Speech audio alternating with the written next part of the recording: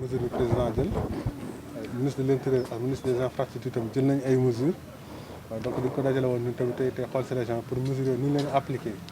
lu ñuy tax a jël tamit si ay mesures yoo xam ne war na mën a concerner suñu région ndax suñu situation waaw donc li ñu woon jóg na fàttali nag mooy que mesures yi ñu si jël déjà mesure président bi de la République jël dañ ko war a appliquer rigoureusement nag mooy na ko ñëpp nangu appel bi may lancé la démb Mbour ak Joal constaté nañ xale yi génn nañ fa di taal ay pneu yoo xam ne dañ bàyyi yooyu bu kenn naan tey du ma appliqué couvre-feu bi dañ ko def protéger nit ñi defuñ ko pour lottal kenn defuñ ko pour sonal kenn dañ ko def pour protéger nit ñi donc vraiment ne ku nekk xam ne jarul ngóora parce que du ngóora di nga naan da ngay génn ne man du ma respecté couvre-feu waaw am na ñuy dégg ay rumeurs yi dégg vraiment nañ arrêté loolu te xam ne jarul si dugg si loo xam ne du noonu li des nag mooy appliquer vraiment rigoureusement li xam ne moom lañ jàpp si biir réew mi yëpp surtout si biir ñaari région yi xam ne mooy Dakar ak Thiès. waaw loolu moom mooy beneen bi dama naan nit ki ndax dafa war a dox ak ñaari tànkam waaw donc jusqu'à présent peut-être ñu ngi def ay mesures de répression te voilà mooy mesures yi ñu mujjee jël nii mais il faudrait que ñu mën a continuer tamit approche communautaire bi te loolu moom li ñuy def mooy dina am ñetti réunions yi ñuy def vraiment muy bu nekk si benn département bu nekk Thiès Dakar Mbour Tivaouane département bu nekk dina def réunion boo xam ne dañ fay jëm a dajale lépp loo xam ne njiit la muy maire président conseil départemental muy imam waaw di ak koo xam ne chef religieux la kilifa diine la di également jigéen boo xam ne yaa ngi jiite say moroomu jigéen di xale yi jiite say moroomu xale yi ñi nekk si wàllu économie bi ñu mun leen dajale ñu mun leen former ñaaxaat leen si wàllu feebar bi pour que ñoom tam ñu gën a génn pour gën a wax ak nit ñi pour que li ñu am démb dootuñ ko amaat. loolu tamit xam nga mooy mesures yi ñu si jël et li des mooy appliquer leen rigoureusement appliquer leen vraiment nam sa waree waaw si gaaru ceere yi gis na relâchement bu si am fokk ñu delluwaat xam ne protocole sanitaire bi amoon si gaaru ceere ngeen ko appliquer surcharge yi gis nañ ko tey am na arrêté bu ministre bi génne vraiment di ay surcharge yooyu il faut que ñu respecter loolu rigoureusement et je pense que wax nañ ko force de l'ordre yi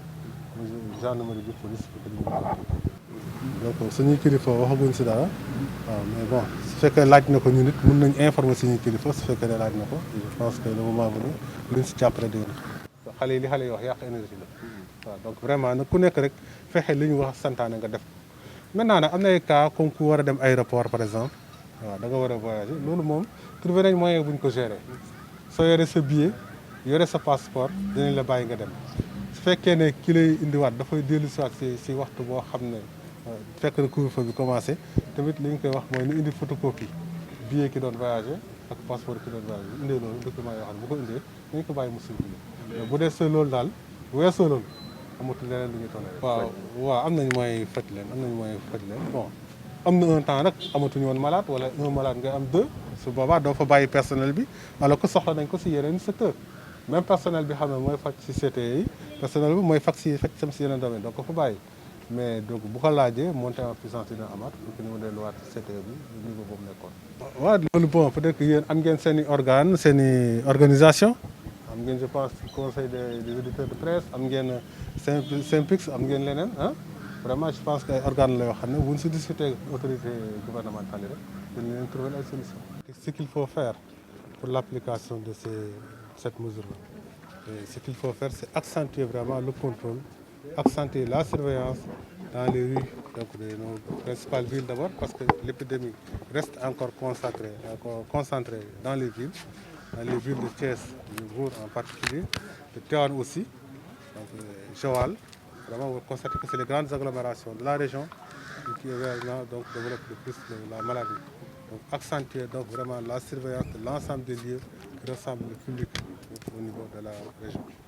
Et également donc accentuer l'application du couvre-feu le soir. Veiller à ce que ce couvre-feu-là. Là, j'en appelle vraiment à l'implication de tout le monde et surtout à la conscience des jeunes. Ça ne sert à rien de violer le couvre-feu. Il faudrait que les gens reviennent donc à la raison. Savoir d'abord que la maladie est là, elle existe et qu'elle sévit. Mais savoir également que c'est par civisme il faut respecter les décisions arrêtées. C'est des décisions qui ont été arrêtées pour venir en aide à l'ensemble de la population. Il ne faut pas que certains s'en opposent. On n'en a pas eu à Thiès, heureusement, hier nuit, mais on a eu des cas quand même à Mbour, des cas à Joal. Et il faudrait que vraiment cela cesse. On nous dit également que ce soir, peut-être qu'il y a des choses qui peuvent se produire. Je mets vraiment tout le monde vraiment en garde il ne faut pas sortir pour perturber donc, la tranquillité de cette civilisation. Et là, nous avons prévu vraiment d'organiser au moins 3 rencontres réunissant les leaders d'opinion en général. Donc les leaders jeunes, les leaders femmes, mais les leaders également des collectivités territoriales, les leaders religieux. On a prévu de chaque département une rencontre du genre pour pouvoir parler aux gens et surtout amener donc, les populations à venir encore plus dans ce mouvement, à pénétrer plus dans ce mouvement. Je pense qu'on attend des collectivités territoriales qu'elles se mobilisent davantage. Cette année, elles ont été moins sollicitées donc, pour certaines activités. Je pense que les budgets qui étaient donc, consacrés à ces activités-là, ou les soutiens qui étaient consacrés à ces activités, peuvent être tournés vers la lutte contre le Covid.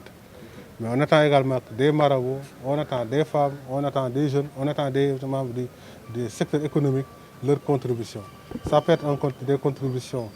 donc, financières en nature, mais également surtout la contribution dans la propagation donc, des idées de lutte contre la maladie. On disait tantôt aux forces de l'ordre, accentuer la surveillance.